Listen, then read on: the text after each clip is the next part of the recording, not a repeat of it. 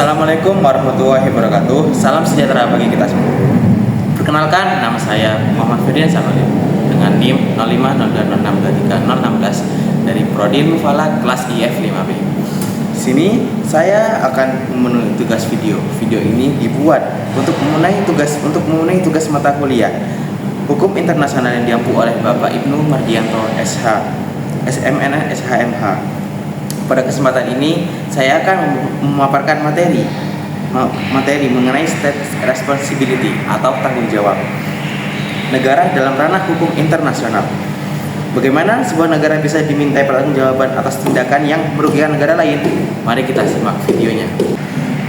Pernahkah Anda mendengar kasus Rainbow Warrior di tahun 1987? Ceritanya begini.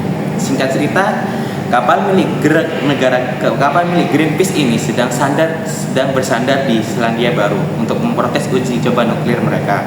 Tiba-tiba kapal itu diledakkan oleh sebuah agen rahasia, yaitu siapa yang tahu agen rahasia tersebut tidak ada yang tahu. Nah, penyelidikan ini membuktikan pelakunya bahwa adalah agen dari pemerintah Prancis. Lalu pertanyaannya, apakah cuma agennya yang hanya dipenjara atau negaranya, yaitu Prancis, harus ikut menanggung akibatnya? Jawabannya yaitu adalah Prancis juga harus bertanggung jawab. Kasus ini adalah contoh nyata dari topik hari ini, yaitu tanggung jawab negara atau state responsibility.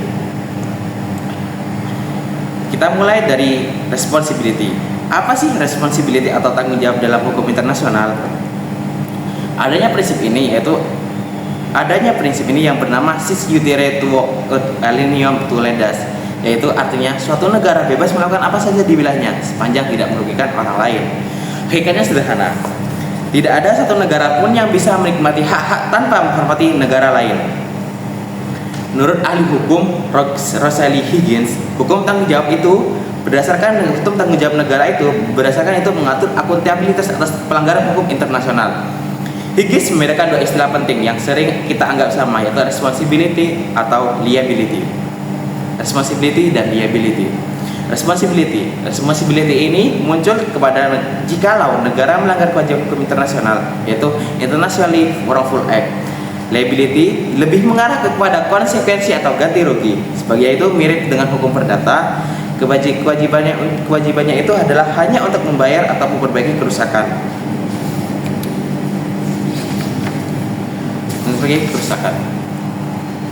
Sekarang kita masuk kepada teori yang menjadi perdebatan para ahli. Ada dua aliran atau dua teori yang pertamanya itu menjadi perdebatan daripada para ahli. Yang pertama yaitu teori subjektif atau teori kesalahan.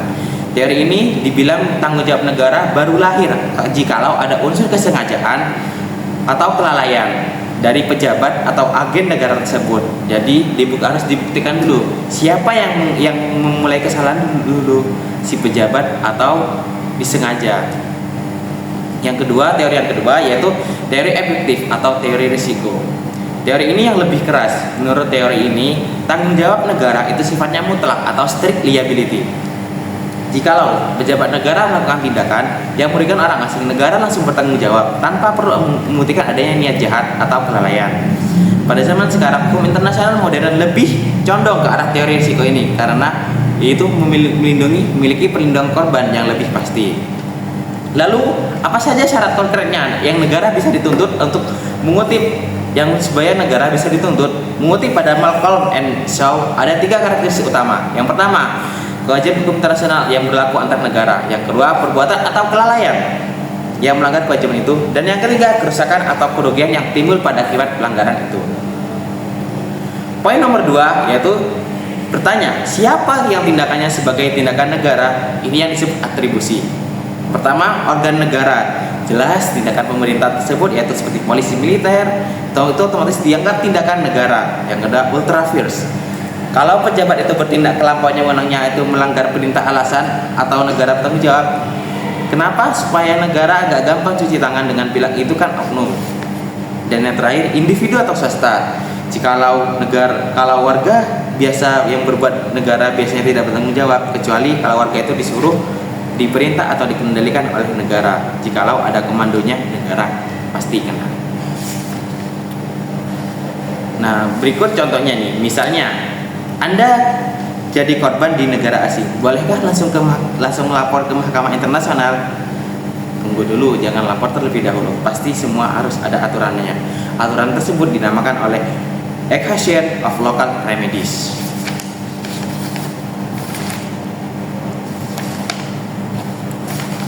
Aturan tersebut wajib menempuh jalur hukum di pengadilan negara setempat. Tujuannya yaitu memberi kesempatan negara untuk memperbaiki segala kesalahannya itu sendiri.